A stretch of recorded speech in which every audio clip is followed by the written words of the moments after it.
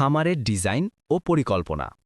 এমনভাবে পরিকল্পনা করো যাতে পানি নিষ্কাশন সহজ হয়, বন্যা বা অতিবৃষ্টির ক্ষতি না হয়। ঘরটি হাওয়া চলাচলের জন্য পর্যাপ্ত জানালা এবং ভেন্টিলেশন দিয়ে তৈরি করো।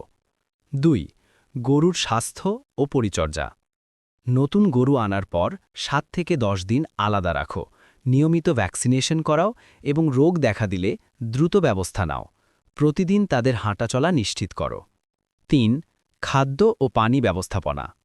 পরিষ্কার পানি এবং সুষম খাদ্য নিশ্চিত করো। হঠাৎ খাদ্যের পরিবর্তন না করাই ভালো।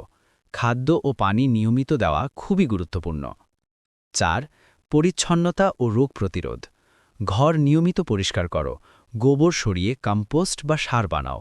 ক্ষত বা জ্বর দেখা দিলে তাৎক্ষণিক চিকিৎসা করো। ৫.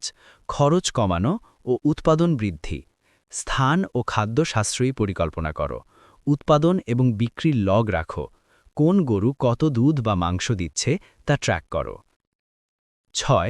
নতুন প্রযুক্তি বা সুবিধাজনক technique. Solar light, solar pump বা স্বয়ংক্রিয় পানি ব্যবস্থা ব্যবহার করো।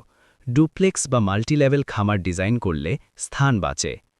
এবং শেষ করো একটি ছোট অনুপ্রেরণামূলক বার্তা দিয়ে। ধৈর্য, যত্ন এবং নিয়মিত পর্যবেক্ষণই গরুর খামারের সাফল্যের চাবিকাঠি। প্রতিদিনের ছোট যত্ন বড় ফলাফল দেয়।